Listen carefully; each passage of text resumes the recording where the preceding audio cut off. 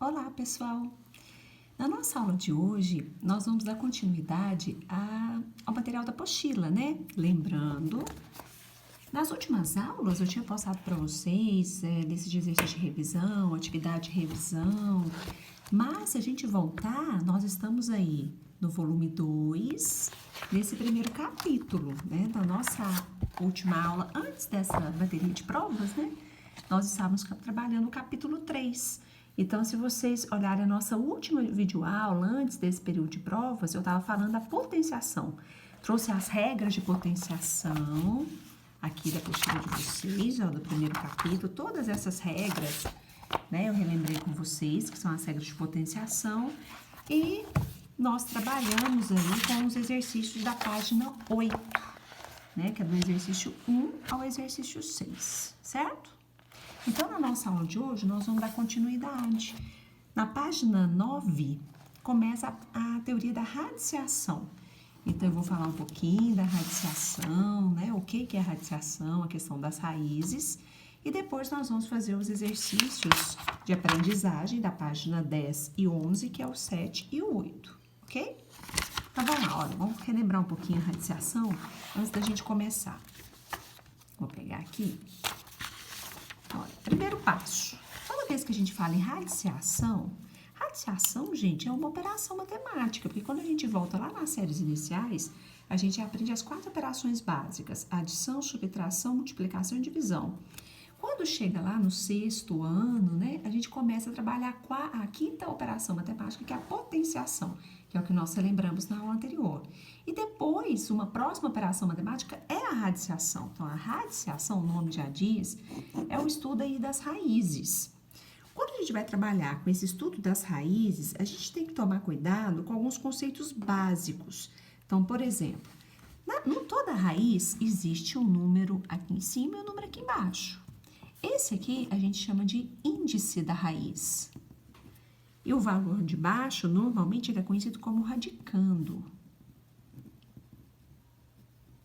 Ok? Então, por exemplo, eu vou resolver uma raiz. As raízes exatas, né, são mais simples. Mas, vou resolver uma raiz quadrada de 12. Como é que eu resolvo raiz quadrada de 12? Para a gente resolver uma raiz de 12, a gente pega o valor que está dentro da raiz e fatora, ó. Então, na fatoração, divido por 2, dá 6, por 2, dá 3, por 3, dá 1. Como é uma raiz quadrada, o índice da raiz quadrada vale 2. Ele não aparece aqui, mas ele existe. Se esse índice é 2, eu preciso fazer os agrupamentos dos fatores aqui de 2 em 2. Então, lembrando que eu só faço esse agrupamento de números iguais. Então, aqui, ó, se vocês observarem, eu tenho 2. Eu posso voltar aqui na raiz e colocar que é 2 ao quadrado, porque são 2, vezes 3. Esse 3, ó, ele não tem um outro número igual a ele, outro 3 para agrupar, então ele vai ficar sozinho. Por que a gente faz isso? Porque o nosso objetivo na resolução dessa raiz é cancelar esse expoente com índice. Não é cancelar, é uma simplificação. É como se você dividisse aqui por 2 e dividisse aqui por 2. Lembrando que o valor que você cancelou, ele sai da raiz. Esse outro que você não cancelou, ele permanece dentro da raiz. Então, o resultado da raiz quadrada de 12 é 2 raiz de 3, ó. Ok? Esse é o processo da resolução das raízes, né? Aqui eu falei da raiz quadrada, mas vamos imaginar que eu tenho uma outra raiz. Por exemplo, eu tenho uma raiz cúbica de 40. Como é que eu resolvo a raiz cúbica de 40? O processo é o mesmo, eu começo fatorando. Pego 40 e fatoro. Por 2 dá 20, por 2 dá 10, por 2 dá 5, por 5 dá 1. Quando é uma raiz cúbica, eu tenho que fazer o agrupamento de 3 em 3. Lembrando que aqui, ó, eu tenho 3 2, né? São 3 2 iguais, né? Então, se eu volto aqui, vai ficar raiz cúbica de 2 ao cubo vezes 5. O 5 não tem com quem agrupar, ele fica aí sozinho.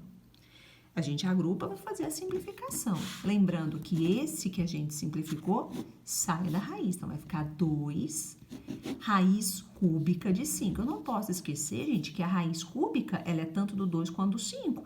Então, eu não cancelei o 5, então permanece a raiz cúbica dele. Então, raiz cúbica de 40 é 2 raiz cúbica de 5. Então, são esses conceitos iniciais que a gente vai trabalhar, né, nesse início desse capítulo. Nesse capítulo também, se vocês olharem lá na página 9, nós temos algumas propriedades. Então, por exemplo, algumas propriedades que aparecem muito na radiação.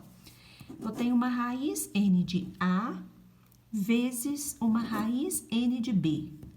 Vou colocar com números, né? Às vezes com números fica mais fácil. Eu tenho uma raiz cúbica de 2 vezes uma raiz cúbica de 5.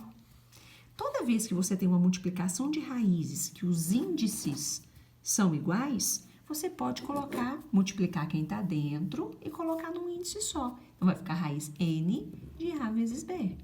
Se eu considero isso com números, raiz cúbica de 2 vezes raiz cúbica de 3, seria raiz cúbica, eu multiplico, desculpa, né, 5. Raiz cúbica de 2 vezes raiz cúbica de 5, eu multiplico o 2 vezes 5 e coloco dentro de uma raiz. Lembrando que você só pode fazer isso quando as raízes tiverem o mesmo índice. Então, ficaria, nesse caso, raiz cúbica de 10, certo? Isso vale na multiplicação e vale na divisão também. Vamos imaginar que eu tenho raiz n de A dividida por raiz n de B. Se os índices são iguais, você pode colocar dentro de uma raiz só. Vai ficar raiz n de A sobre B.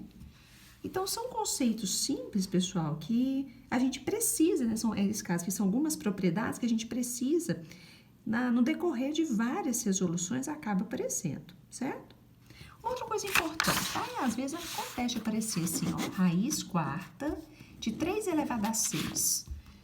Toda vez que você tem uma raiz e que for possível simplificar o índice com expoente, você pode. Então, por exemplo, 4, 6 dá para simplificar por 2, ó. Se eu faço a simplificação por 2, vai ficar 4 dividido por 2 dá 2 e 6 dividido por 2 dá 3. Então, ficaria uma raiz quadrada de 3 ao cubo, né? Também dá para resolver assim. Tem umas outras, então, por exemplo, às vezes acontece raiz n de A elevada a m, por exemplo. Toda vez que aparecer um expoente do lado de fora da raiz, você pode jogar esse expoente para dentro da raiz. Vai ser o expoente desse radicando. Então, raiz n de A elevada a m ficaria raiz n de A elevada a m. Né? Então, aquilo que eu comentei, são algumas propriedades, alguns conceitos que a gente acaba tendo que resolver e usar, né? A gente usa bastante nesse processo de resolução do estudo das raízes. Outra coisa, uma outra que aparece muito é quando tem uma raiz dentro da outra, raiz n de raiz m de A. Toda vez que você tiver uma raiz dentro da outra, você pode multiplicar esses índices. Então, vai ficar raiz n vezes m de A. É uma outra propriedade. Então, se eu jogo isso com números, raiz cúbica de raiz quadrada de 6. O que eu posso fazer? Eu posso, aqui, ó, raiz quadrada é como se eu tivesse um 2 aqui, não é? Eu posso fazer a multiplicação, ó. 3 vezes 2 vai dar 6, vai ficar raiz sexta de 6. Então, vocês vão ver que ao longo dos exercícios que nós vamos trabalhar aqui, nós vamos começar pelo 7, fazer o 7 e o 8 nessa aula, nós vamos trabalhar muito com essas propriedades. Lembrando, gente, que esse é o conteúdo, né? Lá a gente começa a trabalhar esse conteúdo lá no 7º ano, normalmente. Vamos lá, então, olha. Vou pegar o exercício 7. Ele está na página, é esse aqui, ó. Página 10, exercício 7. Para ficar mais fácil, gente, né? Porque a posição aqui fica um pouquinho complicado para colocar apostila. Eu vou pegar essas expressões e anotar aqui na folha, ó. Porque fica mais fácil para eu resolver. Então, olha. A primeira é muito fácil. Olha o que aparece na primeira. Raiz quadrada de 64 mais raiz cúbica de menos 8 dividido por 100. Muito fácil, ó. Raiz exata a gente pode ir direto. Raiz quadrada de 64 é 8. Raiz cúbica de menos 8, eu tenho que tomar cuidado, porque não existe raiz de índice par, raiz quadrada, raiz quarta, raiz sexta de número negativo. Mas, se o índice é ímpar, raiz cúbica, raiz quinta, existe. Qual seria a raiz cúbica de menos 8? Eu pergunto para vocês. Que número que elevado a 3 ao cubo dá menos 8? É menos 2, não é? Menos 2 vezes menos 2 vezes menos 2. Não dá menos 8? Menos vezes menos é mais vezes menos é menos. Dá menos 8, ó. Então, a raiz cúbica de menos 8 é menos 2. E a raiz quadrada de 100 é 10. Então, raiz exata eu posso ir direto. Então, aqui como é que vai ficar, ó? 8 mais vezes menos é menos. 8 menos 2 dividido por 10.